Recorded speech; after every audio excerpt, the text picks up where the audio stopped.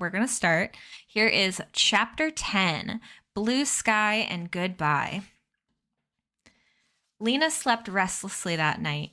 She had frightening dreams in which something dangerous was lurking in the darkness.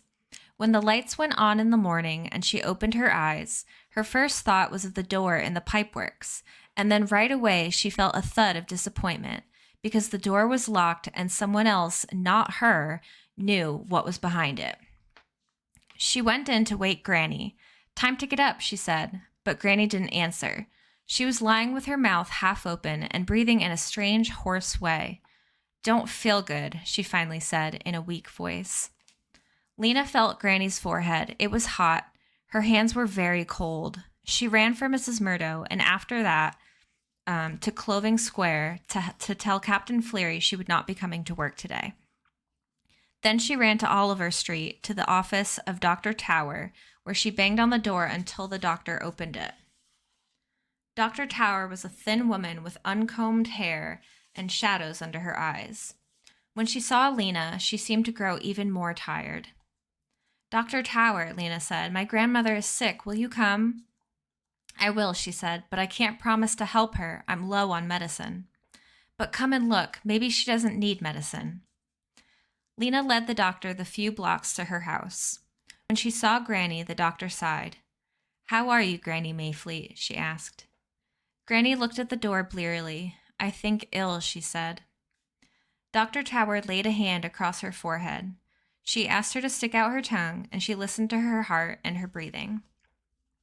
"She has a fever," the doctor told Lena. "You'll need to stay home with her today. Make her some soup, give her water to drink, put rags in cool water and lay them across her forehead." She picked up Granny's bony hand in her rough reddish one. "What's best for you is to sleep today," she said. "Your good granddaughter will take care of you." And all day that's what Lena did. She made a thin soup of spinach and onions and fed it to Granny a spoonful at a time. She stroked Granny's forehead, held her hand, and talked to her about cheerful things. She kept Poppy as quiet as she could, but as she did all this, in the back of her mind was the memory of the days of her father's illness, where he seemed to grow dim like a lamp losing power, and the sound of his breathing was like water gurgling through a clogged pipe. Though she didn't want to, she also remembered the evening when her father let out one last short breath and didn't take another, and the morning a few months later when Dr. Tower emerged from her mother's bedroom with a crying baby and a face that was heavy with bad news. In the late afternoon, Granny got restless. She lifted herself up on one elbow. "Did we find it?" she asked Lena. "Did we ever find it?" "Find what, Granny?" "The thing that was lost," Granny said. "The old thing that my grandfather lost." "Yes," Lena said. "Don't worry, Granny. We found it. It's safe now." "Oh, good." Granny sank back onto her pillows and smiled at the ceiling. "What a relief," she said. She coughed a couple times, closed her eyes, and fell asleep. Lena stayed home from work the next day as well. It was a long day. Granny dozed most of the time. Poppy, delighted to have Lena at home to play with, kept toddling over with things she found. Dust rags, kitchen spoons, stray shoes, and whacking them against Lena's knees, saying, "Play with this, play with this." Lena was glad to play with her, but after a while she'd had enough of spoon banging and rag tugging and shoe rolling. "Let's do something else," she said to Poppy. "Shall we draw?" Granny had drunk a full cup of soup for dinner and was falling asleep again, so Lena got out her colored pencils and two of the can labels she'd been saving. They were white on the back and made good enough drawing paper if you flattened them out. With their sharpest kitchen knife, she whittled the pencils into points. She gave the green pencil and one can label to Poppy, and she herself took the blue pencil and smoothed out the other can label on the table. What would she draw? Taking hold of a pencil was like opening a tap inside her mind through which her imagination flowed. She could feel the pictures ready to come out. It was a sort of pressure, like water in a pipe. She always thought she would draw something wonderful, but what she actually drew never quite matched the feeling.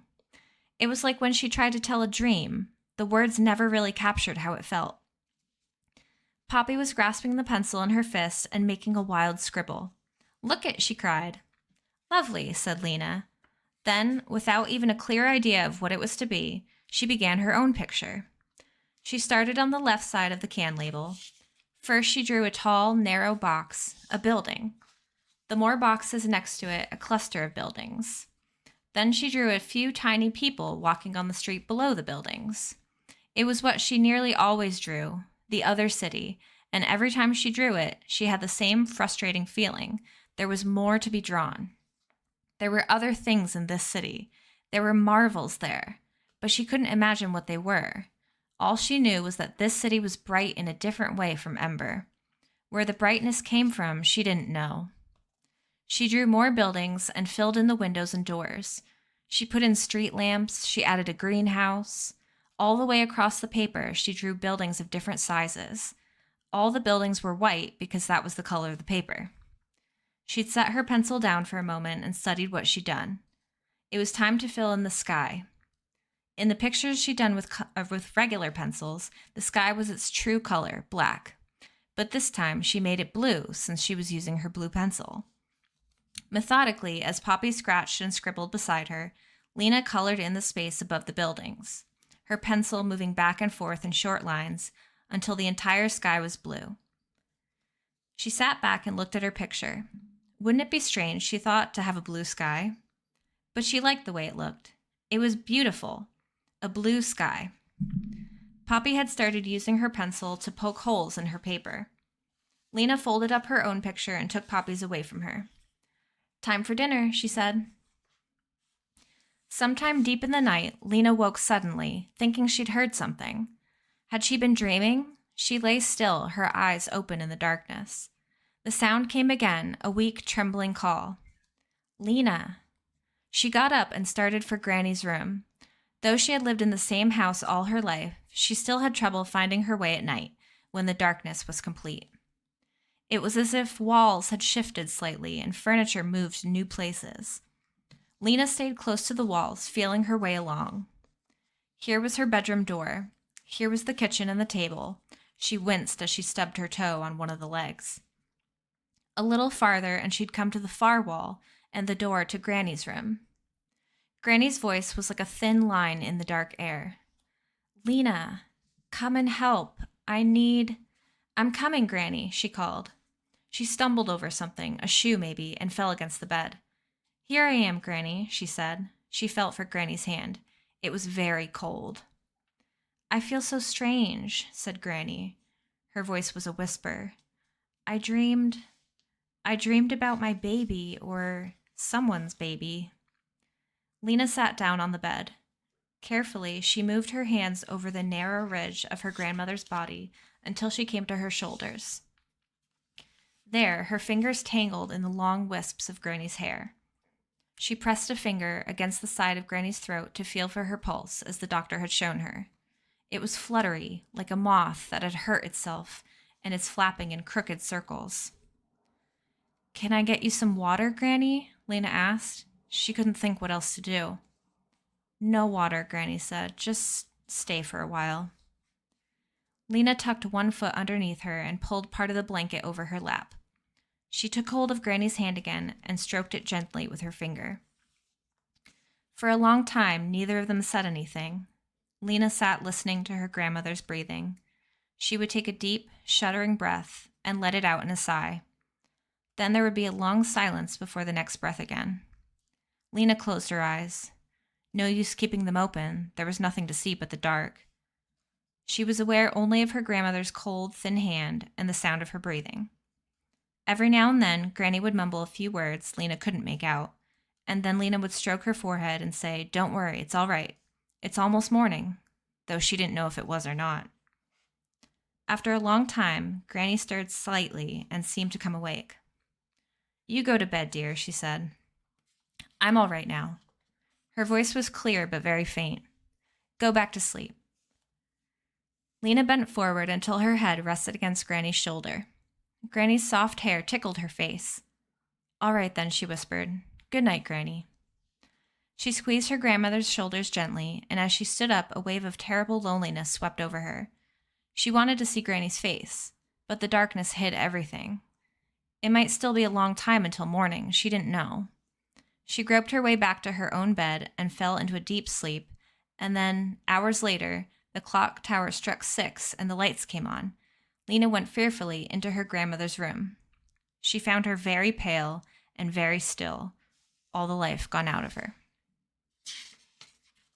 End of chapter 10. Well, that one was sad. That one was sad. Let me go back up here in chat to catch up. I was listening to ABBA this morning, also timeless. Agree. Welcome in, Dizzy. Happy Tuesday. How are you doing? And also welcome in, Puffy. Happy Tuesday. Manifest jump scare. You think Lena's dreams featured Nicolas Cage, like that movie coming out where he plays a guy that's suddenly showing up in everybody's dreams? What? Oh my goodness. Dr. Tower. He's like Dr. House, but taller. Oh my gosh, I loved Dr. House. I loved it. I loved it. Thank you for the shout outs. If you're not following all these wonderful streamers, please go do so. You can't end on that. I know. That was a sad chapter. That was a really sad chapter. I didn't expect us to start off like that, but you know.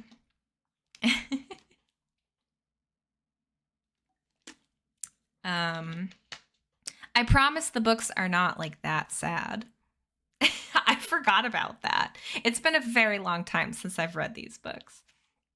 But yeah, so I guess that happened. Poor grandma. What's Lena gonna do now? It's just her and her baby sister. What's she gonna do?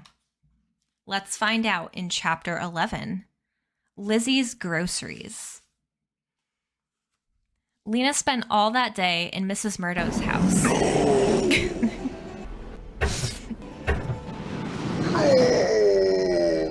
Which was just like theirs, only neater.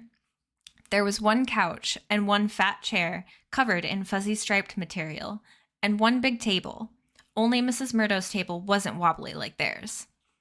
On the table was a basket, and in the basket were 3 turnips, each of them lavender on one end and white on the other. Mrs. Murdo must have put them there, Lena thought, not just because she was going to have them for dinner, but also because they were beautiful. Lena sat sideways on the couch with her legs stretched out, and Mrs. Murdo covered her with a soft gray-green blanket. "This will keep you warm," she said, tucking it around Lena's legs. Lena didn't really feel cold, but she did feel sad, which was, in a way, the same. The blanket felt good, like someone holding her. Mrs. Murdo gave Poppy a long purple scarf to play with and made a creamy mushroom soup with potatoes, and all day Lena stayed there, snuggled under the blanket. She thought about her grandmother, who had a long and most cheerful life. She cried some and fell asleep. She woke up and played with Poppy. The day had a strange but comforting feel to it, like a rest between the end of one time and the beginning of another. On the morning of the next day, Lena got up and got ready to go to work. Mrs. Murdo gave her beet tea and spinach hash for breakfast. "The singing's coming up soon," she remarked to Lena as they ate. "Do you know your part?" "Yes," said Lena. "I remember it pretty well from last year." "I rather like the singing," said Mrs. Murdo. "I love it," Lena said. "I think it's my favorite day of the year." Once a year, the people of the city came together to sing the 3 great songs of Ember. Just thinking of it made Lena feel better. She finished her breakfast and put on her red jacket. "Don't worry about Poppy, I'll take care of her," said Mrs. Murdo as Lena headed for the door. "When you come back this evening, we'll talk about how to proceed." "Proceed?" said Lena. "Well, you can't live by yourselves, just the 2 of you, can you?" "We can't?" "Certainly not," said Mrs. Murdo sternly. "Who's to take care of Poppy while you go off delivering messages? You must move in here with me.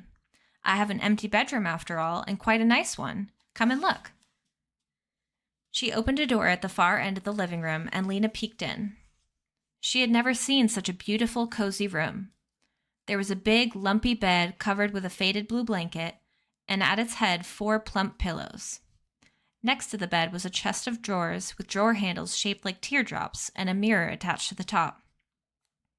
The carpets on the floor were all different shades of blue and green, and in the corner was a sturdy square table and a chair with a back like a ladder. "This will be your room," said Mrs. Murdo, "yours and Poppy's. You'll have to share the bed, but it's big enough." "It's lovely," said Lena. "You're so kind, Mrs. Murdo." "Well," said Mrs. Murdo briskly, "it's just common sense. You need a place, I have one. You go on now, and I'll see you this evening." 3 days had passed since Lena and Dune had seen the man in the pipeworks, and there hadn't been any special announcements. So if that man had discovered a way out of Ember, he was keeping the news to himself. Lena couldn't understand why. As Lena ran through the city with her messages on her first day back at work, it seemed to her that the mood of the people were even gloomier than before. There was long, silent lines at the markets, and knots of people gathered in the squares, talking in low voices. Many shops, more each day it seemed, displayed signs in their windows saying closed or open Monday, Tuesday only. Every now and then, the lights flickered, and people stopped and looked up in fright. When the flickering ended and the lights stayed lit, people just took a breath and walked on. Lena delivered her messages as usual, but inside she felt strange. Everywhere she ran, she heard the same words like a drumbeat in her mind. Alone in the world. Alone in the world. It wasn't exactly true. She had Poppy, she had friends, and she had Mrs. Murdo, who was somewhere between a friend and a relative. But she felt as if she had suddenly gotten older in the last 3 days. She was a sort of mother herself now. What happened to Poppy was more or less up to her. As the day went on, she stopped thinking alone in the world and began thinking about her new life at Mrs. Murdo's. She thought about the blue-green room and planned how she would arrange her pictures on the walls. The one she'd drawn with her blue pencil would look especially nice because it would match the color of the rugs. She could bring her pillows from home and add them to the ones on the bed. And then she'd have 6 altogether. And maybe she could find some old blue dresses or shirts and make pillow covers for them. The blue-green room, the orderly apartment, the meals cooked, and the blankets tucked in cozily at night. All this gave her a feeling of comfort, almost luxury. She was grateful for Mrs. Murdo's kindness. "I'm not ready yet to be alone in the world," she thought. Late that afternoon, Lena was given a message to take to Lampling Street. She delivered the message, and as she was coming back out onto the street, caught sight of Lizzie coming out the door of the supply depot. Her orange hair was unmistakable. "Lizzie," Lena called out. Lizzie must not have heard her. She kept on going. Lena called again. "Lizzie, wait." This time it was clear that Lizzie had heard, but instead of stopping, she walked faster. What's the matter with her? Lena wondered. She ran after her and grabbed the back of her coat. "Lizzie, it's me." Lizzie stopped and turned around. "Oh," she said. Her face was flushed. "It's you. Hi. I thought it was... I didn't realize it was you." She smiled brightly, but there was a distracted look in her eyes. "I was just going home," she said. Her arms were wrapped around a small, bulging sack. "I'll walk with you," said Lena. "Oh," said Lizzie. "Oh, good." But she didn't look pleased. "Lizzie, something sad has happened," Lena said. "My grandmother died." Lizzie gave her a quick sideways glance, but she didn't stop walking. "That's too bad," she said absently. "Poor you." What was wrong with her? Lizzie was ordinarily so interested in other people's misfortunes.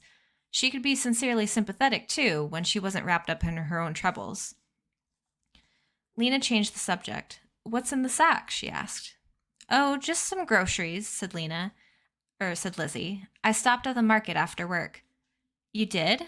Lena was confused. She had seen Lizzie not 2 minutes ago leaving the storeroom office. Lizzie didn't answer. She began walking and talking quite fast. "It was so busy today at work. Work is so hard, isn't it, Lena? I think work is much harder than school and not as interesting. You do the same thing every day. I get so tired, don't you, running around all day?" Lena started to say that she liked running and hardly ever got tired, but Lizzie didn't wait for her to answer. "Oh, well, at least there are some good things about it. Guess what, Lena? I have a boyfriend. I met him at work. He really likes me. He says my hair is the exact color of a red-hot burner on a stove." Lena laughed. It's true, Lizzie, she said. You look like your head is on fire. Lizzie laughed too, and lifted one hand to fluff her hair. She puckered her lips and fluttered her eyelashes. He says I'm as beautiful as a red tomato. They were crossing Torque Square now. It was crowded in the square. People had just left work and were lining up at the shops and hurrying along with packages. A cluster of children sat on the pavement, playing some sort of game. Who is this boyfriend? Asked Lena. But just at that moment, Lizzie tripped. She'd been strutting along, being beautiful, not paying attention to her feet, and the edge of her shoe caught on an uneven place in the pavement. She staggered and fell, and as she fell, she lost her grip on the sack. It hit the ground and toppled sideways, and some cans spilled out. They rolled in all different directions. Lena reached for Lizzie's arm. Did you hurt yourself? She asked. But Lizzie went scrambling after her cans so quickly it was clear she wasn't hurt. Wanting to help, Lena went after the cans too. Two had rolled under a bench. Another was going towards the children, who were on their feet now, watching Lizzie's wild spider-like motions. Lena picked up the cans under the bench, and for a second her breath stopped. One of them was a can of peaches. Peaches, it said right on it, and there was a picture of a yellow globe. No one she knew had seen a can of peaches in years. She looked at the other one. It was just as amazing. Creamed corn, it said. Lena remembered having creamed corn once as a thrilling treat when she was 5 years old. There was a shout. She looked up. One of the children had picked up a can. Look at this, he cried, and the other children gathered around him. Applesauce, he said, and the children murmured, applesauce, applesauce, as if they had never heard the word before. Lizzie was on her feet. She had all the cans except for the two in Lena's hands and the one that the child had picked up. She stood there for a moment, her eyes flicking back and forth from Lena to the children. Then she smiled, a bright, fake-looking smile. Thanks for helping me, she said. I found these on a back shelf at the market. What a surprise, huh? You can keep those. She waved the back of her hand at the children, waved again at Lena, and then took off, holding the sack by its neck so it hung beside her and banged against her legs. Lena didn't follow her. She walked home, thinking about Lizzie's sack of cans.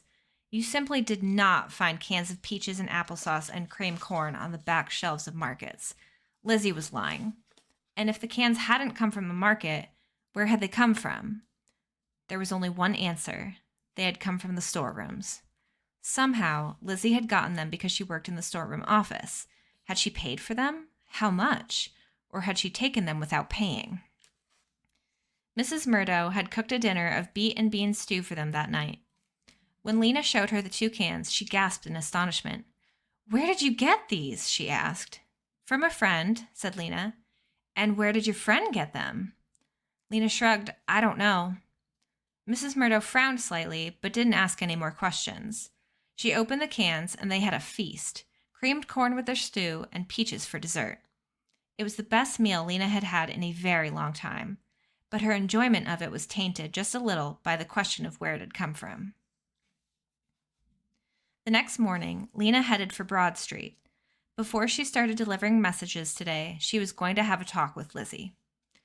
She spied her half a block from the storeroom office. She was sauntering along, looking in a shop windows. A long green scarf was wound around her neck.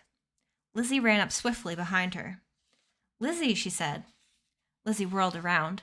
When she saw Lena, she flinched. She didn't say anything, just turned around and kept walking. Lena caught hold of one end of the green scarf and jerked Lizzie to a halt. Lizzie, she said, stop. What for? Said Lizzie. I'm going to work. She tried to pull away, but she didn't get very far because Lena had a firm grip on her scarf. Lena spoke in a low voice. There were people all around them, a couple of old men leaning against a wall, a group of chattering children just ahead, workers going to the storerooms, and she didn't want to be overheard. You have to tell me where you got those cans, she said.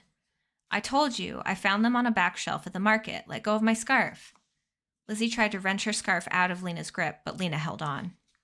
You didn't, Lena said. No market would just forget about things like that. Tell me the truth. She gave a yank on the end of the scarf. Stop it. Lizzie reached out and grabbed a handful of Lena's hair. Lena yelped and pulled harder on the scarf, and the two of them scuffled, snatching at each other's hair and coats. They knocked against a woman who snapped at them angrily, and finally they toppled over, sitting down hard on the pavement. Lena was the first one to laugh. It was so much like what they used to do in fun, chasing each other and screaming with laughter. Now here they were again, nearly grown girls, sitting in a heap on the pavement. After a moment, Lizzie laughed too. "You dope," she said. "All right, I'll tell you. I sort of wanted to anyway." Lizzie leaned forward with her elbows on her knees and lowered her voice. "Well, it's this," she said. "There's a storeroom worker named Looper. He's a carrier. Do you know him? He was 2 classes ahead of us. Looper Windley." "I know who he is," said Lena. "I took a message for him on my first day of work. Tall, with a long skinny neck, big teeth, funny looking." Lizzie looked hurt. "Well, I wouldn't describe him that way. I think he's handsome." Lena shrugged. "Okay, go on." "Looper explores the storerooms. He goes into every room that isn't locked. He wants to know the true situation, Lena. He's not like most workers who just plod along doing their jobs and then go home. He wants to find things out." "And what has he found out?" Lena asked. "He's found out that there's still a little bit left of some rare things, just a few things in rooms here and there that have been forgotten. You know, Lena," she said, "there are so many rooms down there. Some of them, way out at the edges, are marked empty in the ledger book, so no one goes in there anymore. But Looper found out they're not all empty. So he's been taking things. Just a few things, and not often, and he's giving some to you." "Yeah, because he likes me." Lizzie smiled a little smile and hugged her arms together. "I see," Lena thought. "She feels that way about Looper."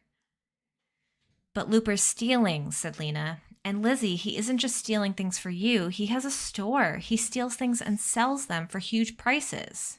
"He does not," said Lizzie, but she looked worried. "He does. I know because I bought something from him just a few weeks ago. He has a whole box of colored pencils." Lizzie scowled. "He never gave me any colored pencils." "He shouldn't be giving you anything or selling things. Don't you think everyone should know about this food he found?" "No," Lizzie cried. "Because listen, if there's only 1 can of peaches left, only one person gets to have it, right? So why should everyone know?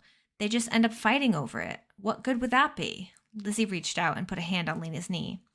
"Listen," she said, "I'll ask Looper to find some good stuff for you too. I know he will, if I ask him."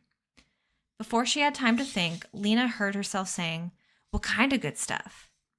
Lizzie's eyes gleamed. "There's 2 packages of colored paper," he told me, "and some cough medicine, and there's 3 pairs of girls' shoes." It was treasure. Colored paper and cough medicine to cure sickness, and shoes? She hadn't had new ones for almost 2 years. Lena's heart raced. What Lizzie said was true. If everyone knew there were still a few wonderful things in the storerooms, people would fight each other trying to get them. But what if no one knew? What difference would it make if she had the colored paper or the shoes? She suddenly wanted those things so badly she felt weak. A picture arose in her mind's eye. The shelves at Mrs. Murdo's house stocked with good things, and the 3 of them happier and safer than other people. Lizzie leaned closer and lowered her voice. "Looper found a can of pineapple. I was going to split it with him, but I'll give you a bite if you promise not to tell." Pineapple? That delectable long-lost thing that her grandmother had told her about? Was there anything wrong with having a bite of it just to see what it was like? "I've already tasted peaches, applesauce, and a thing called fruit cocktail," said Lizzie. "And prunes and cream corn and cranberry sauce and asparagus. All that?" Lena was astonished. "There's a lot of special things like that still?" "No," said Lizzie, "not a lot at all. In fact, we finished all those." "You and Looper?" Lizzie nodded, smiling smugly. "Looper says it's all going to be gone soon anyway. Why not live as well as we can right now?" "But Lizzie, why should you get all that? Why you and not other people?" "'Cause we found it, and we can get at it." "I don't think that's fair," said Lena. Lizzie spoke as if she were talking to a not very bright child. "You can have some too. That's what I'm telling you. There's still a few good things left." But that wasn't the unfairness Lena was thinking of. It was that just 2 people were getting things and everyone would have wanted. She couldn't think how it should have been done. You couldn't just divide a can of applesauce evenly among all the people in the city. Still, something was wrong with grabbing the good things just because you could. It seemed not only unfair to everyone else, but bad for the person who was doing it somehow. She remembered the hunger she'd felt when Looper showed her the colored pencils. It wasn't a pleasant feeling. She didn't want to want things that way. She stood up. I don't want anything from Looper. Lizzie shrugged. Okay, she said. But there was a look of dismay on her small, pale face. Too bad for you. Thanks anyway, said Lena, and she set off across Torek Square, walking fast at first and then breaking into a run. End of chapter 11. Okay, that chapter was a little bit better. That one was better. And let me scroll back up. That chapter was way better.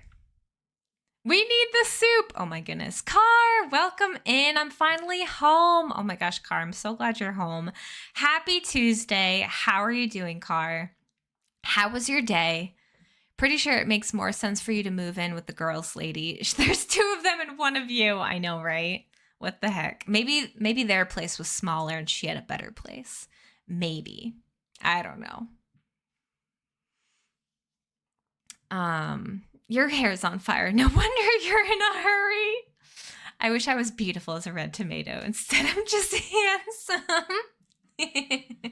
I know. I always forget about the little sound triggers. I'm like, I don't want to have to turn all of them off. It would just be silly. So it's okay. Peaches, peaches, peaches. Always after those cans. I know. Imagine not having those things anymore. Like, imagine if this is what the world came to. It's so crazy. Not that I like eat these things that often, but still, if you couldn't even have them as an option, I don't know. It would be kind of weird. Be kind of weird. But yeah, how's everybody's day going? I hope you're enjoying the reading. Imagine a world without potatoes. Oh my goodness. I hope we still have potatoes. That would be an awful world. It would be. No more French fries, no more mashed potatoes, no more tater tots. Ugh, I don't think I could. I don't think I could. Or rice. I eat a lot of rice. I really like rice. Ugh. That would, I don't know, what do they even eat? What do they eat if they don't have all this stuff? I had a really good day yesterday, but then I got my short story grade back today and I was sad. So there's that. Oh no. Short stories are hard. I bet they're hard because you have to fit so much into a small, like I feel like it's harder than writing a whole book. I'm glad we can read today though. Because I needed something nice and cozy for today after having a Monday-ish Tuesday. It was a 91, but when you want to write for a living, that hurts my soul. 91 is awesome. 91 is so good. I would be happy. I would be happy with that grade. I hope you are happy. That's a good grade. All right. Let's start chapter 12. A dreadful discovery. Uh-oh. About a week after he and Luna had seen the man come out of the mysterious door, Dune was assigned to fix a clog in tunnel 207. It turned out to be easy. He undid the pipe, rammed a long, thin brush down it, and a jet of water spurted into his face. Once he'd put the pipe back together, he had nothing else to do. So he decided to go out to tunnel 351 and take another look at the locked door. It was strange, he thought, that no announcement about a way out of Ember had come. Maybe that door had not been what they thought it was. So he set out for the south end of the pipeworks. When he came to the roped-off passage in tunnel 351, he ducked in and walked along through the dark, feeling his way. He was pretty sure the door would be locked as usual. His mind was on other things. He was thinking of his green worm, which had been behaving oddly, refusing to eat, and hanging from the side of its box with its chin tucked in. And he was thinking about Lena, whom he hadn't seen for several days. He wondered where she was. When he came to the door, he reached absently for the knob, and what he felt startled him so much that he snatched his hand back as if he'd been stung. He felt again carefully. There was a key in the lock. For a long moment, Dune stood as still as a statue. Then he took hold of the doorknob and turned it. Very slowly, he pushed open the door. It swung inward without a sound. He opened it only a few inches, just enough to peer around the edge. What he saw made him gasp. There was no road or passage or stairway behind the door. There was a brightly lit room, whose size he could not guess at because it was so crowded with things. On all sides were crates and boxes, sacks and bundles and packages. There were mounds of cans, heaps of clothes, rows of jars and bottles, stacks of light bulb packages. Piles rose to the low ceiling and leaned against the walls, blocking all but a small space in the center. In that small space, a little living room had been set up. There was a greenish rug, and on the rug an armchair and a table. On the table were dishes smeared with the remains of food, and in the armchair facing Dune was a great blob of a person whose head was flopped backward, so that all Dune could see of it was an upthrust chin. The blob stirred and muttered, and Dune, in the second before he stepped back and pulled the door closed, caught a glimpse of a fleshy ear, a slab of gray cheek, and a loose, purplish mouth. That day, Lena had more messages to carry than ever. There had been 5 blackouts in a row during the week. They were all fairly short, the longest was 4.5 minutes, Lena had heard. But there had never been so many so close together. Everyone was nervous. People who might ordinarily walk to someone's house were sending messages instead. Often, they didn't even come out into the street, but beckoned to a messenger from their doorway. By 5 o'clock, Lena had carried 39 messages. Most of them were more or less the same. I'm not coming to the meeting tonight, decided to stay home. I won't be into work tomorrow. Instead of meeting me in Clothing Square, why don't you come to my house? The citizens of Ember were hunkering down, burrowing in. Fewer people stood around talking in groups under the lights in the squares. Instead, they would pause briefly to murmur a few words to each other and then hasten onward. Lena was on her way home to Mrs. Murdau's. She and Poppy had moved in with all their things when she heard rapid footsteps. Startled, she turned and saw Dune racing toward her. At first, he was so out of breath he couldn't speak. What is it? What is it? Said Lena. The door, he panted. The door in 351. I opened it. Lena's heart leapt. You did? Dune nodded. Is it the way out? Lena whispered fiercely. No, Dune said. He glanced behind him. Clutching Lena's arm, he pulled her into a shadowy spot on the street. It doesn't lead out of Ember, he whispered. It leads to a big room. Lena's face fell. A room? What's in there? Everything. Food, clothes, boxes, cans, light bulbs, stacks of them. Everything. Piles and piles up to the ceiling. His eyes grew wide, and someone was there in the middle of it all, asleep. Who? A look of horror passed over Dune's face. The mayor, he said, conked out in a big armchair with an empty plate in front of him. The mayor, Lena whispered. Yes, the mayor has a secret treasure room in the pipeworks. They stared at each other, speechless. Then Dune suddenly stamped hard on the pavement. His face flushed red. That's the solution he keeps telling us about? It's a solution for him, not the rest of us. He gets everything he needs, and we get the leftovers. He doesn't care about the city. All he cares about is his fat stomach. Lena felt dizzy, as if she'd been hit on the head. What will we do? She couldn't think, she was so stunned. Tell everyone, said Dune. He was shaking with anger. Tell the whole city the mayor's robbing us. Wait. Lena put a hand on Dune's arm and concentrated for a minute. Come on, she said at last. Let's go sit in Harkin Square. I have something to tell you, too. At the north end of Harkin Square stood a circle of believers, clapping their hands and singing one of their songs. Lately, they seemed to be singing more loudly and cheerfully than ever. Their voices were shrill. "Coming soon to save us," they wailed. "Happy, happy day."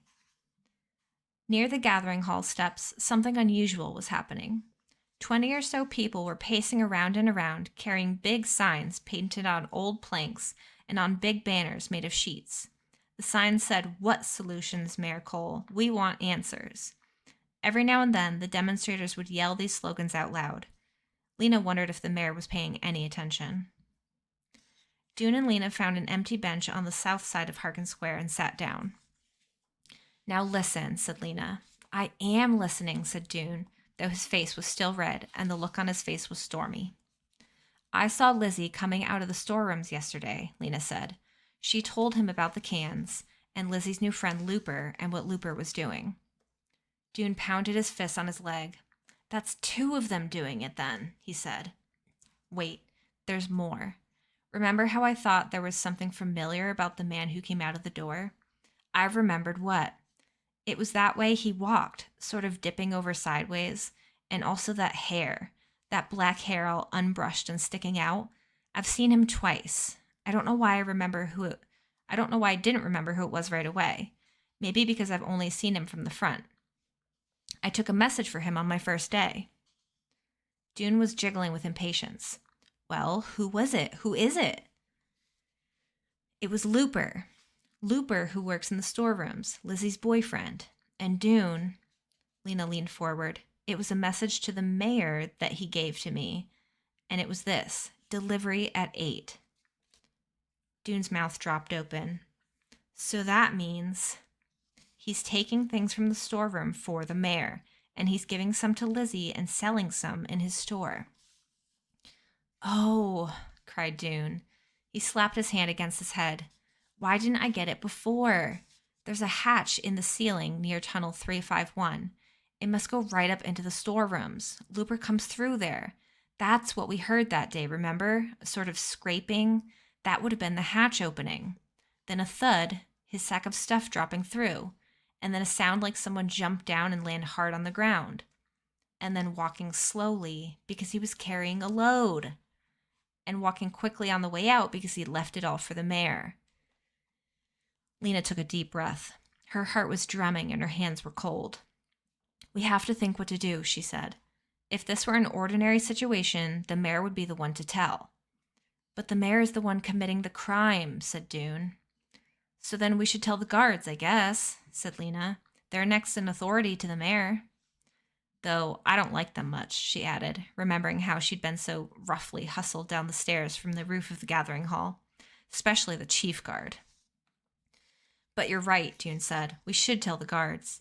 They'll go down into the pipeworks and see for themselves that we're telling the truth. Then they can arrest the mayor and have all the stuff put back in the storerooms. And then they can tell the city what's been going on." "That's a much better idea," said Lena. "Then you and I can get back to what's more important." "What?" "Figuring out the instructions.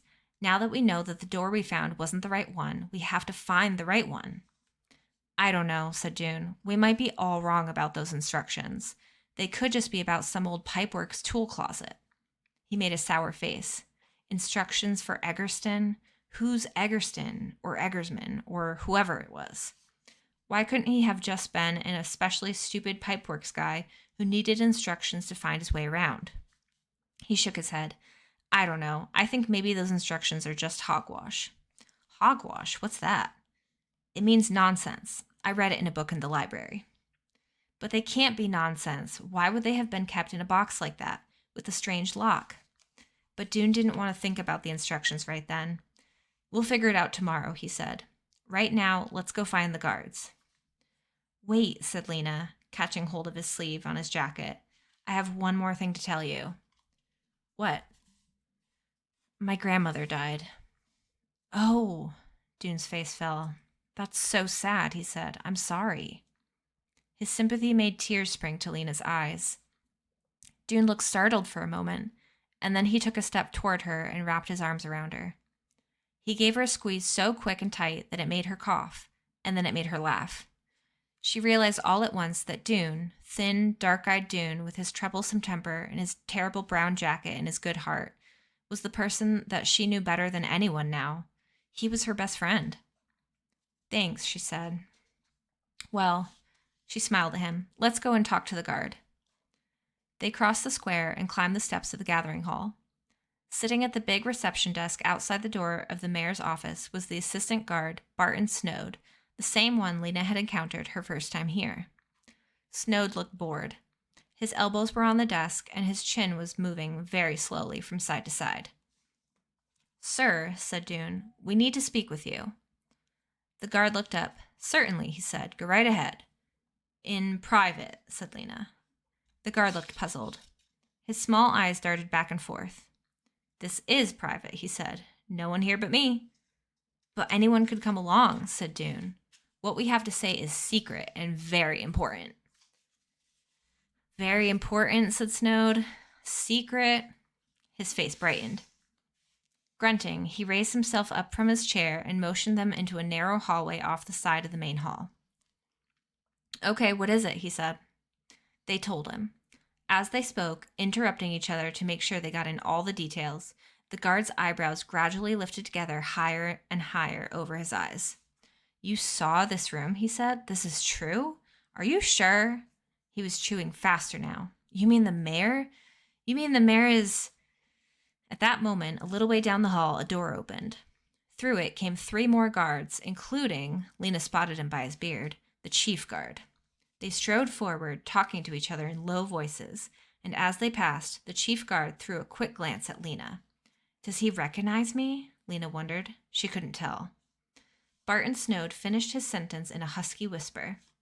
You mean the mayor is stealing? That's right, said Dune. We thought you should be informed because who else can arrest the mayor? And once you've done that, the guards can put all the things he's stolen back where they came from. And then tell the city that a new mayor has to be found, added Lena. Barton Snowd leaned heavily against the wall and rubbed a hand over his chin. He seemed to be thinking. Something must be done, he said. This is shocking. Shocking. He started back toward his desk, and Dune and Lena followed. I will make a note, he said, taking a pencil from the desk drawer. Lena watched as he wrote slowly on a scrap of paper. Mayor stealing, secret room. When he finished, he let out a satisfied breath. Very good, he said. Action will be taken. You may be sure. Some sort of action. Quite soon. Good, said Dune. Thank you, said Lena, and they turned to leave. The 3 guards were standing by the main door of the gathering hall as Dune and Lena went out. The chief guard moved aside to make way for them, and they went through the door and out onto the wide front steps. Lena glanced over her shoulder. Before the door swung closed, she saw the chief guard striding toward the reception desk where Barton Snowd was standing up, leaning forward, his eyes shining with important news. End of chapter 12. Ooh, secret room. Mayor is stealing. My goodness. What kind of city do they have here? And why are these children the only ones trying to save it? Oh my goodness. Literally my only issues were not enough appearance, which I wasn't trying to do anyway, and more thoughts, but I went over the word limit. How am I supposed to shove more in there? Oh no. Short stories are really hard to do with word limits. Yeah, the confinement is just tough when the person creating the story is looking for something specific. Yep, that's what I figured. Hopefully I can revise my one for this week and get closer to 100. Yes, you'll do it. I know you will. I want to write something as epic as Telltale Heart, but at the same time, I'm okay. And Bo was not. Yeah. But that would be awesome. That would be so awesome. I remember the first time I read the Telltale Heart, I think was in high school. I'm pretty sure I read it while I was babysitting. Yep. So that was a fun time. That was a fun time. But it's it's classic, classic. Poe was a classic story writer, which is really cool. Like I said, I think it's really, probably hard to do that. He wrote some dark, edgy stuff. Exactly. They were good, though. I guess you gotta be super weird to write good stuff. Just kidding. Black Cat still scares me. Yep, I had to read that one too. There wasn't like a ton that we read from him, but I want to say it was like at least 5 things. Also, claps. Thank you for claps. Thank you for claps. Leans into the weirdness. Yeah, you just have to like really put forward the weirdness and you'll get the good writing out. Exactly. Exactly. Oh my gosh, I feel like I could just keep reading forever. I love it. And we're definitely over halfway now. Definitely. Let me see. I always I always forget how many pages are in the book, so I always have to look. Okay, we have almost exactly 100 pages left. Almost. It's like 105 pages. I'm excited. Plus, I mean, I know this is a good book because I've read it before, so I can't wait. I can't wait to see how this one ends because I forget how it ends. But I know it's good. I know it's super good. So I hope you guys are liking it as well. But even if you're not, you know, it's fun to just sit and if you're working and just listening or, you know, it's like a background thing. I know people put up streams as background. I do that all the time. If I just need like, especially if I'm like home by myself and I just want to feel like I have company, I'll just throw on a stream, be like, yeah, I totally have company right now. So I hope I'm providing company for someone. It's not that I'm sad about the grade I got per se, just disappointed that I missed such obvious parts of storytelling. But with word counts, it feels like I have to pick and choose with my techniques. That's how, like, I remember when I was going to school for art, that was like the hardest thing for me is like, I liked to do things certain ways. And some of my professors were like, no, you shouldn't do it that way. But it's like, that's how I like doing it. So why can't I do it this way? And it's just, I don't know. It's just one of those things that's like a creative preference, I guess. Will you read all my audiobooks? This is super chill. James, welcome in. Happy Tuesday. I would love to. I love reading to people. I love reading to people and no one lets me. So that's why I started doing these reading streams.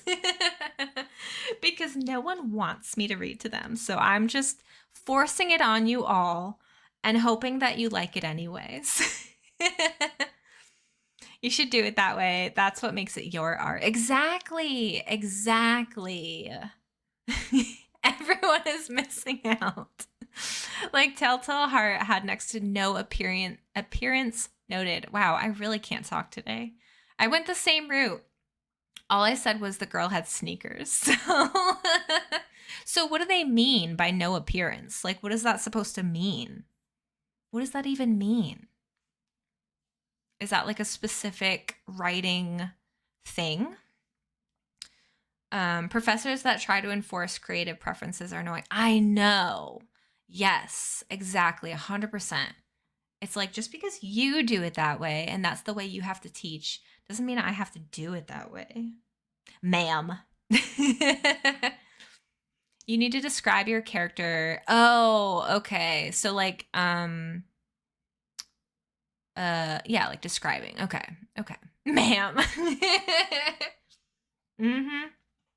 Yep. I can still picture the professor like in my head too, exactly what she looked like. It was only one. I didn't feel the need to in mine, but I can see where things were lost. That's fair. As long as you like understand what like you need to do, I think that's good. Like it would be harder if you're like you just didn't get, you know, what you were missing. Whew, okay. Breath, and then we will continue with chapter 13. Lucky 13. Okay. So chapter 13, Deciphering the Message. Dune headed for home, and Lena went in the opposite direction across Harkin Square. The little group of believers had gone, but the protesters with their signs continued to pace back and forth. A few of them were still shaking their fists in the air and yelling, but most of them tramped silently, looking tired and discouraged. Lena felt a bit that way too. Once Dune said he'd seen a door, she was sure that the door he'd found and the door in the instructions were the same. She had had such hopes for that door in the pipeworks, but hoping so hard had made her jump to conclusions. She'd gone a little too fast. She always went fast. Sometimes it was a good thing, and sometimes it wasn't. Now, Dune thought the instructions were nothing important after all. She didn't want him to be right. She didn't believe he was, even now. But her thoughts felt like a mess of tangled yarn. She needed someone wise and sensible to help her sort things out. She headed for Gloam Street. Though it was nearly 6 o'clock, she found Clary still in her workroom at the far end of the greenhouse. It was a small, crowded room, pots and trowels cluttered at a high table at one end. Above the table were shelves full of bottles of seeds and boxes of string, wire, and various kinds of powders. Clary's desk was a rickety table littered with scraps of paper, all of them covered with notes in her neat, round handwriting. 2 rickety chairs went with the rickety table, one on each side. Lena sat down facing Clary. "I have to tell you some important things," she said, "and they're all secret." "All right," said Clary. "I can keep secrets." She was wearing a patched shirt that had faded from blue to gray. Her short brown hair was tucked behind her ears, and a bit of leaf clung to it on the right-hand side. She folded her arms in front of her on the desk. She looked square and solid. "The first thing is," Lena began, "that I found the instructions, but Poppy chewed them up." "The instructions?" said Clary. "I'm not familiar with them." Lena explained. She went on to explain everything. How she'd shown the instructions to Dune, what they had figured out, how he'd searched the pipeworks and found the door, and what he'd seen when he opened the door. Clary made an unhappy sound and shook her head. "This is very bad," she said, "and sad, too. I remember when the mayor was first starting out. He has always been foolish, but not always wicked. I'm sorry to know that the worst side of him has won out." Clary's dark brown eyes seemed to grow deeper and sadder. "There is so much darkness in Ember, Lena. It's not just outside, it's inside us, too. Everyone has some darkness inside. It's like a hungry creature. It wants and wants and wants with a terrible power. And the more you give it, the bigger and hungrier it gets." Lena knew. She had felt it in Looper's shop as she hovered over the colored pencils. For a moment, she felt sorry for the mayor. His hunger had grown so big it could never be satisfied. His huge body couldn't contain it. It made him forget everything else. Clary let out a long breath, and a few of the scraps of paper on her desk fluttered. She ran her fingers through her hair, felt the bit of leaf, and plucked it out. Then she said, "About these instructions." "Oh, yes," said Lena. "They might be important, or they might not be. I don't know anymore. I'd like to see them if you'd let me." "Of course you can see them, but you'll have to come home with me." "I'll come now, if that's all right," said Clary. "There's plenty of time before lights out." Lena led Clary up the stairs and into her new bedroom at Mrs. Murdo's. "Nice room," Clary said, looking around with interest.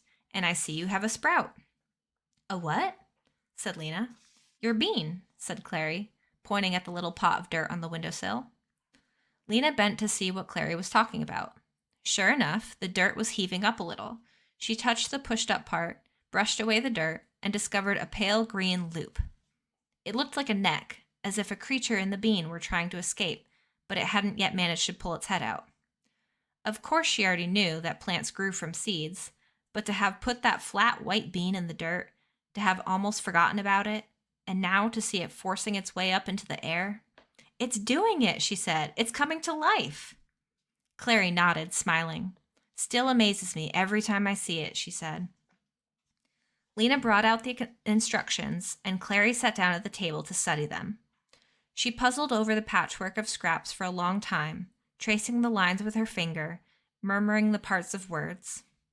"What you figured out so far seems right to me," she said. "I think ip-ork must be pipeworks, and iverb-unk must be riverbank, so this must be down riverbank. Then there's a big space here to edge. Edge of what, I wonder? And does it mean down riverbank as in walk alongside the river? Yes, I think so, Lena said. Or does it mean go down the riverbank itself, down the bank toward the water? Maybe edge means edge of the water. It couldn't mean that. The bank goes straight down like a wall. You couldn't go down the edge of the water, you'd fall in. Lena pictured the dark, swift water and shivered. This word, said Clary, putting a finger on the paper. Maybe it isn't edge. Maybe it's something else. It could be hedge or pledge. Those don't make much sense, but it could be ledge or wedge. Lena saw that Clary was no better at deciphering the puzzle than she was. She sighed and sat down on the end of her bed. It's hopeless, she said. Clary straightened up quickly. Don't say that. This torn up piece of paper is the most hopeful thing I've ever seen. Do you know what this word is? She pointed to the word at the top of the paper. Egress. Someone's name, isn't it? The title would be Instructions for Eggerston or maybe Eggersman or something like that. The person the instructions were for? I don't think so. If you add an S to this word, right where this tear in the paper is, you'd get egress. Do you know what that means? No, said Lena. It means the way out. It means the exit. The title of this document is Instructions for Egress. When Clary left, there was still over an hour before lights out. Lena raced across the city to Greengate Square. She glanced in the window of the small items shop where Dune's father was reaching for something on a shelf, and then she dashed up the stairs and knocked on the door of Dune's apartment. Right away, she heard quick steps and Dune opened the door. I have something exciting to tell you, Lena said breathlessly. Come in then. Lena went across the cluttered room to stand by a lamp. She pulled from her pocket a tiny piece of paper on which she had written, Eggers. Look at this word, she said. It's from the title of the instructions, someone's name, said Dune. No, said Lena. It's meant to be egress, with 2 S's. I showed the instructions to Clary, and she told me it means the way out. The way out? Cried Dune. Yes, the way out, the exit. It's instructions for the way out of Ember. So it is real, Dune said. It is. We have to figure out the rest, or as much of the rest as possible. Can you come now? He darted into his room, emerged with his jacket, and they ran. All right, said Lena. They were on the floor of the blue-green room at Mrs. Murdo's. Let's take the first line. She moved her finger along it slowly. 1. EXP RIVIPORK. We know that IPORK is pipeworks, she said. Exp could be expand or explore or expose. There's a big space between EXP and the rest, said Dune. There must be more words in there. But who knows what they are? Let's move on. Lena swept her straggly hair impatiently back from her face. Look at number 2. STON, marked with an E, by R, DGE. Lena put her finger on STON. What could that be? Maybe piston, said Dune. That's a part of a machine, like the generator. Or maybe it's astonish. Or it could be, I bet it's just plain stone, said Lena. There's a lot of stone in the pipeworks. Dune had to admit this was probably right. So then he said it would be stone marked with an E. He frowned at the next bit. This must be river's edge. Stone marked with an E by the river's edge. They looked at each other in delight. E for egress, cried Lena. E for exit. They bent over the document again. There's not much left of this next line, said Dune. 3. ADDE, down, Iverb, Inc. To edge, upper, 8, low. Just this part, which must say down riverbank to edge something. Edge of water would make sense. But right after edge, there's APP. What would that be? Dune sat back on his heels and gazed up at the ceiling as if the answer might be there. Lena muttered, down riverbank to edge. Edge. She thought of Clary's guesses about that line. Maybe it's ledge, she said, down riverbank to ledge. There could be a ledge down near the water. Yes, that must be right. There's a stone marked with an E, and down the riverbank at that point there's a ledge. I think we're getting it. Once again, they crouched over the page, their heads close together. Okay, June said. Line 4. 4. Axe to the wat, fine door of bow, cur, key, hind small steel pan, the right, rem, open do. This is where it says door, Lena said. Somehow the door is by the ledge. Does that make sense? And there's that small steel pan. What can that mean? What would a pan have to do with anything? But look, Lena tapped the paper urgently. Here it says key, and here it says E. It's talking about a key. But what is it a door to? Said Dune, sitting back. Remember, we thought about this before. A door in the bank of the river would lead under the pipeworks. Lena pondered this. Maybe it leads to a long tunnel that goes way out beyond Ember, and then gradually up and up until it comes out at the other city. What other city? Dune glanced up at the drawings tacked to the walls of Lena's room. Oh, he said, you mean that city. Well, it could be. Dune shrugged. I suppose so. Or it could be another city exactly like this one. That was a gloomy thought. Both of them felt their spirits sink a little at the idea. So they turned back to the task of deciphering. Next line, said Lena. But Dune sat back on his heels again. He stared into the air, half smiling. I have an idea, he said. If we do find the way out, we'll need to announce it to everyone. Wouldn't it be splendid to do it during the singing? Standing up there in front of the whole city and say we found out? It would be, Lena said, but that's only 2 days away. Yes, we have to hurry. They were bending again over the glued-down fragments when Dune remembered that he should check the time. It was 9:15.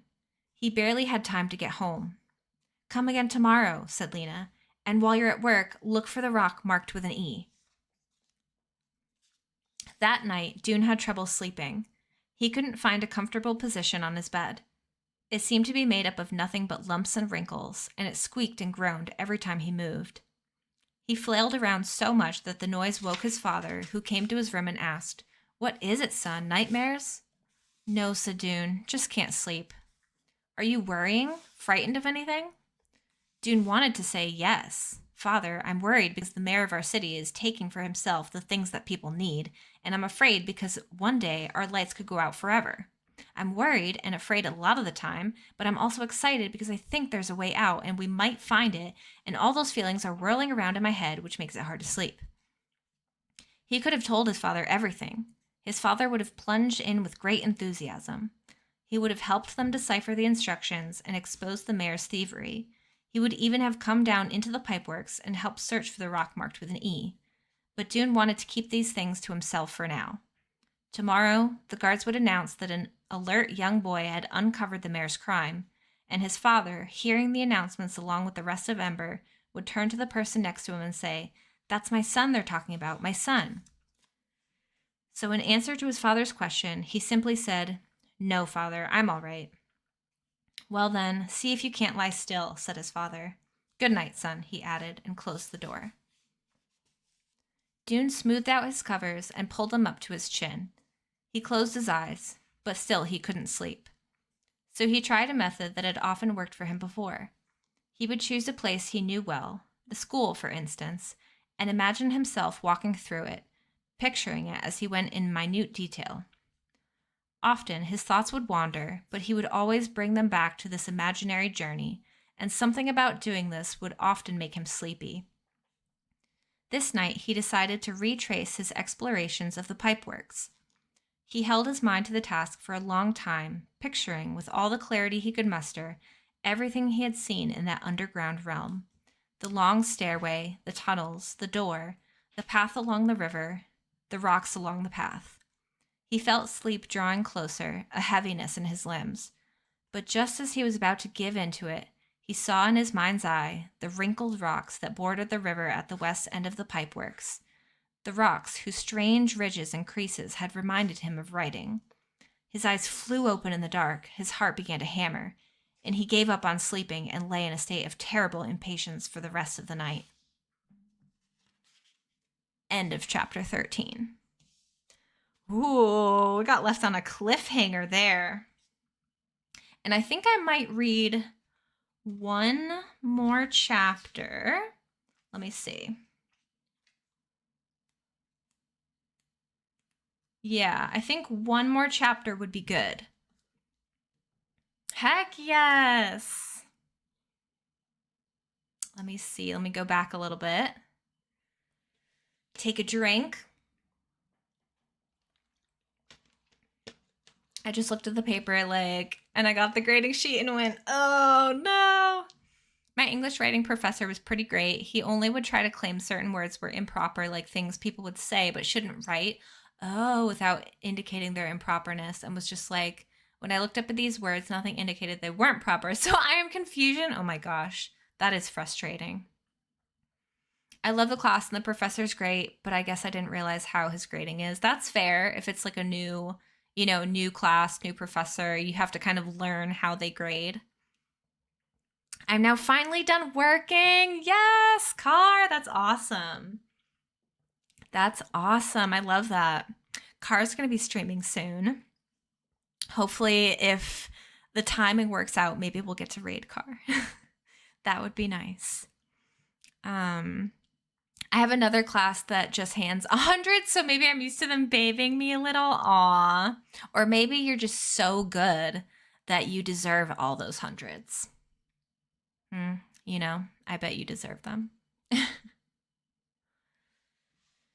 All right, and this chapter 14 is a little long. Not like super long, but it is kind of long. So like I said, it'll be the last one for today. I won't be able to stay because my workload is stacked. Oh no, that's okay. That's totally okay. There's always next time. And I am uploading all these reading streams onto YouTube, so they will be there. The first one actually comes out, I think, on Friday, I want to say. Or not comes out, but like goes, up onto YouTube on Friday, I believe.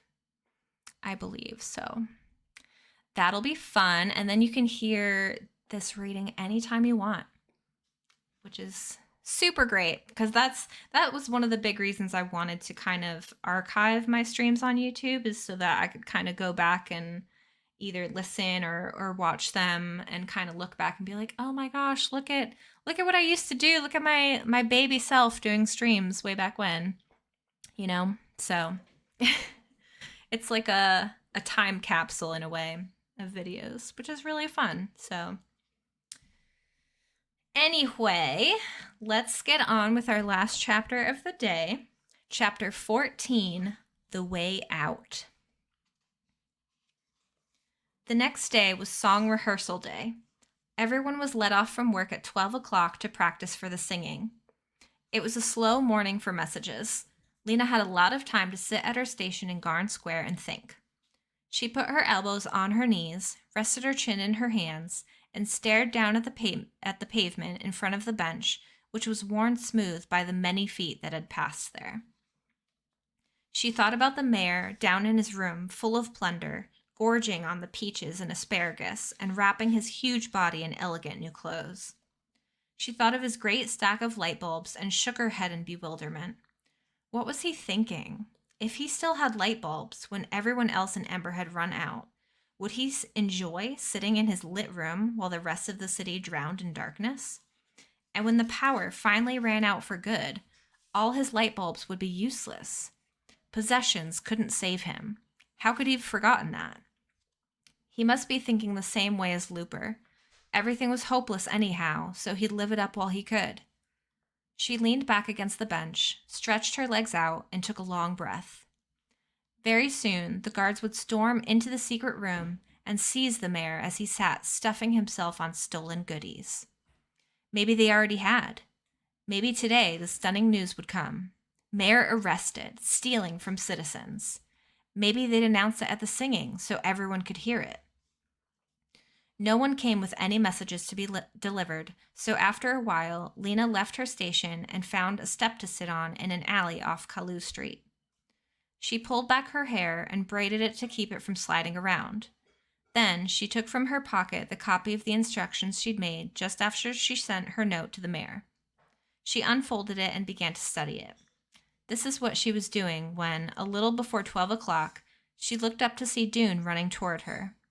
He must have come straight from the pipeworks. He had a big damp patch of water on one leg of his pants.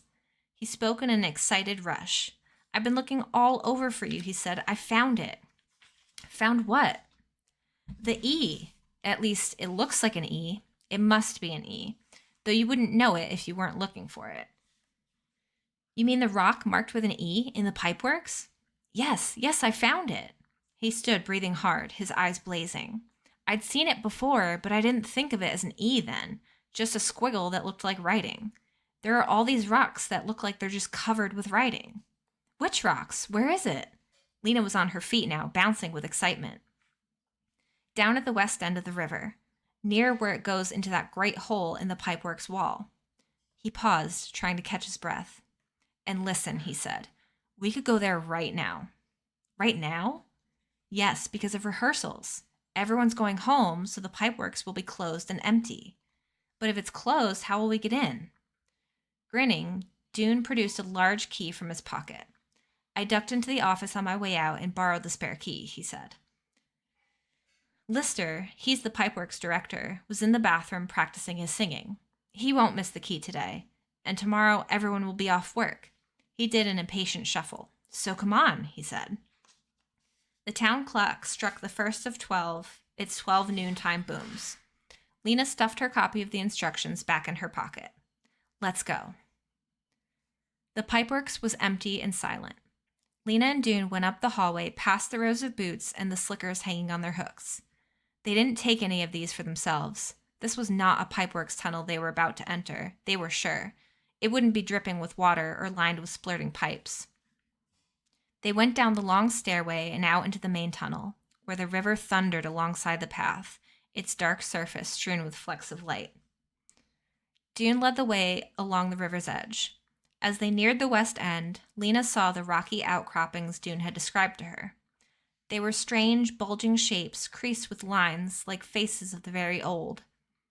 Not far behind, Lena could see the place where the river disappeared into a great hole in the pipeworks wall.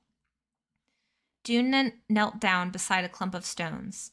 He ran a finger over their convoluted surface. "Look here," he said. Lena stooped down and peered at the deeply carved lines. It was hard to see the E at first because it was surrounded by such a tangle of other lines, and because she was expecting it to be written as an E drawn with straight strokes. But once she saw it, an E drawn with curving lines, a script E, she was sure it had been carved on purpose. It was centered on its stone, and its lines were deep and even. "So from here, we should look down at the river," said Dune. "That's what the instructions said. Down riverbank to ledge." He lay on his stomach next to the rock and inched forward until his head hung out over the edge of the path. Lena watched him anxiously. His elbows stuck up on either side of him, and his head, bent down, was nearly invisible. He stayed that way for long seconds. Then he shouted, "Yes, I see something," and scrambled to his feet again. "You do it," he said. "Look at the riverbank right below us." Lena did as he had.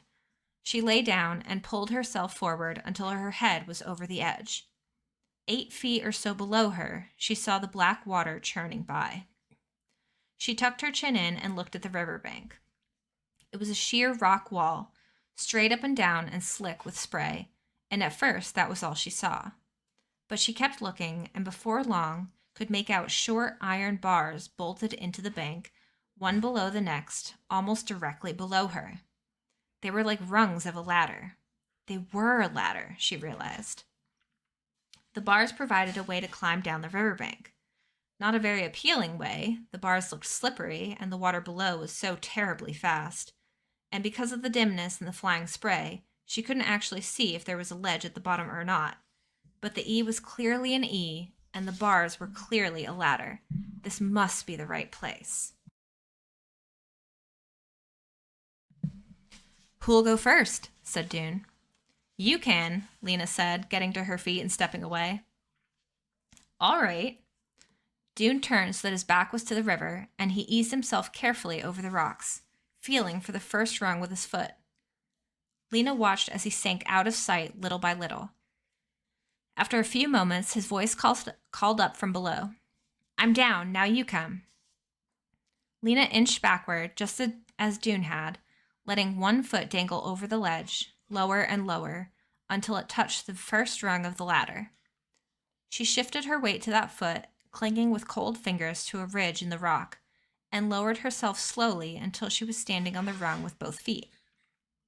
Her heart was beating so hard she was afraid it would shake her fingers loose from their grip. Now she had to move downward. She felt for the next rung with her foot, found it, let herself down. It would have been easy if it hadn't been for the river waiting below to swallow her. You're almost here, called Dune. His voice came from right below her. There's a ledge, one more rung and you'll feel it. She did feel it, solid beneath her foot. For a second she stood there, still clutching the ladder. The surging water was only inches below her now. Don't think about it, she told herself. She moved sideways 2 steps to stand next to Dune, and there in front of them was a rectangular space carved out of the river wall, rather like the entry hall of a building. It was perhaps 8 feet wide and 8 feet high, and would have been invisible from anywhere else in the pipeworks. You had to have climbed down the riverbank to see it. They stepped into the entry hall and walked a few steps. Enough light to see by came from the tunnel behind them. Lena stopped. There's the door, she said. What? Said Dune. The water roared so loudly they had to shout to be heard. The door, Lena yelled happily. Yes, Dune yelled back. I see it. At the end of the passage was a wide, solid-looking door. It was dull gray, mottled with greenish and brownish blotches that looked like mildew. Lena put her palms against it. It was metal, and it felt cold. The door had a metal handle, and just below the handle was a keyhole. Lena reached into the pocket of her pants for the copy of the instructions. She unfolded it, and Dune looked over her shoulder. Together, they squinted at the paper in the dim light from the main tunnel. This is the part right here, she said, pointing. 3. ADDE down Iverb to edge a per 8 low. 4. Axe to the watt fine door of bow key behind small steel pan the right rem open dough.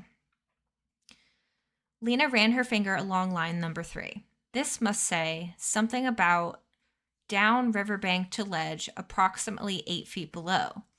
That's what we must have done. Then 4 is something about backs to the water, fine door of something, and then key hind. That must be key behind, and then there's the small steel pan. Do you see a small steel pan? Dune was still studying the paper. It says right. We should look to the right of the door. And quite easily, they found it. It wasn't a pan at all, but a small square of steel embedded in the wall. A steel panel, said Lena. She ran her fingers across it and felt a dent at one side. When she pressed there, the panel sprang open easily and silently, as if it were glad to have been finally found. Inside, a silver key was hanging on a hook. Lena reached for it and then drew her hand back. Shall I do it, she said, or shall you? You do it, said Dune. So she took the key from its hook and put it into the keyhole. She turned it and felt a click. She grasped the door handle and pushed, but nothing happened. She pushed harder. It won't budge, she said. Maybe it opens outward, said Dune. Lena pulled. The door still didn't move. It has to open, she said. We unlocked it. She pulled and pushed and hauled on the handle, and the door moved, not inward or outward, but sideways. Oh, this is how it goes, cried Lena. She pulled the handle to the left, and with a deep rasping sound, the door slid away into a slot in the wall. Behind it was a space of utter darkness. They stared. Lena had expected to see something when the door opened. She had thought there would be light behind it, or a path, or a road. Shall we go in? Said Lena. Dune nodded. Lena stepped across the threshold. The air had a dank, stuffy smell.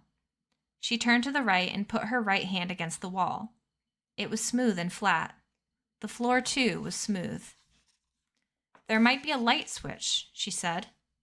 She patted the wall just inside the door, from the floor to as high as she could reach, but found nothing. Dune turned left and felt on the other side with the same result. Nothing, he said. Very slowly, keeping a hand to the wall and tapping the floor cautiously with their feet before every step, Dune and Lena made their way in opposite directions. Each of them soon came to a corner and turned again. Now they were going deeper into the dark. They both had the same thought. Is the way out of Ember a long, dark tunnel? Must we go mile after mile in absolute darkness? But suddenly, Lena gave a yelp of surprise. Something's here on the floor, she said. Her foot had banged against a hard object. She knelt down and touched it cautiously with her hands. It was a metal cube about a foot square. It's a box, I think. 2 boxes, she added as she explored further. Dune took a step toward her in the darkness, and his knees banged on hard into a hard edge. There's something else here, too, he said. Not a box. He ran his hands along it. It's big and has a curved edge. The boxes are small enough to lift, said Lena. Let's take them out where it's lighter and see what they are. Come and help. Dune made his way to Lena and picked up one of the boxes. They walked back through the door and set the boxes down a few feet from the river's edge. They were made of dark green metal and had gray metal handles on top and a kind of latch on the side. The latches opened easily. Lena and Dune raised the hinged lids and looked inside. What they saw puzzled and disappointed them. Lena's box was full of smooth white rods, each about 10 inches long. At the end of each one, a little bit of string poked out. In Dune's box were dozens of small packets wrapped in a slippery material. He opened one and found a lot of short wooden sticks, each with a blue blob on one end. Both boxes had a label on the inside of the lid. The label on Lena's box said candles. The label on Dune's box said matches. And under it was a white, inch-wide strip of some kind of rough, pebbly material. What does candles mean? Lena said, puzzled. She took out one of the white rods. It felt slick, almost greasy. And what does matches mean? Said Dune. Matches what? He took one of the small sticks from his packet. The blue stuff on the end was not wood. Could it be something to write with, like a pencil? Maybe it writes blue. But what's the point of a whole box of tiny pencils? Asked Lena. I don't understand.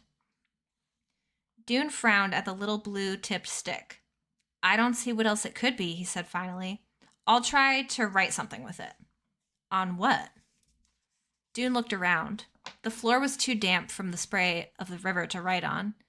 I could try it on the instructions, he said. Lena handed them to him. Carefully, he rubbed the blue end of the stick along the edge of paper. It didn't leave a mark. He rubbed it along his arm. No mark there either. Try this white stuff, Lena said, pointing to the white strip inside the lid of the box. He scraped the blue tip along the rough surface. Instantly, the end of the stick burst into flame. Dune cried out and flung the stick away. It landed on the floor a few feet off, where it burned brightly for a moment and then sputtered out. They stared at each other, their mouths open in astonishment. There was a strange, sharp smell in the air that smarted in their noses. It makes fire, said Dune, and light. Let me try one, said Lena. She took a stick from the box and ran it across the rough strip.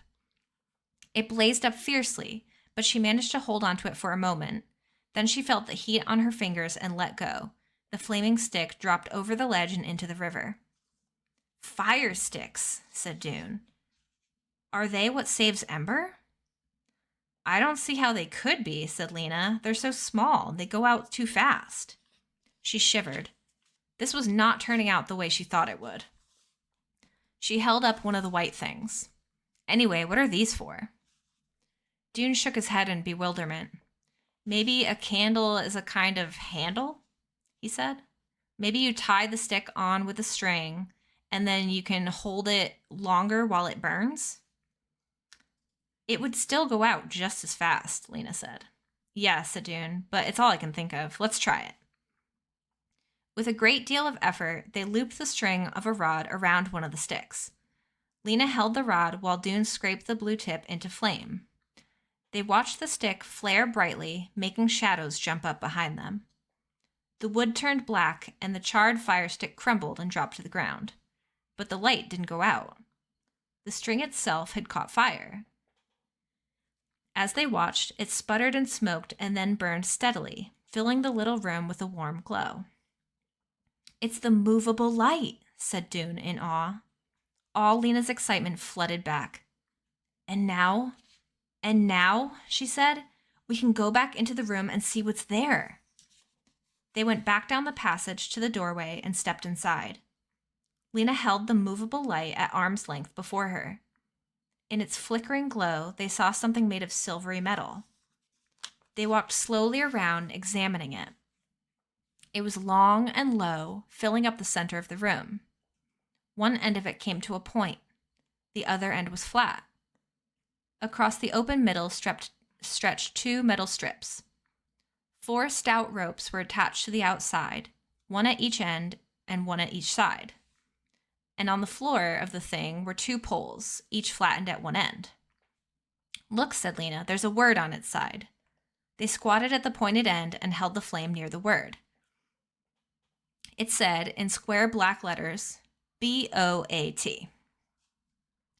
Boat, repeated Dune. What does that mean?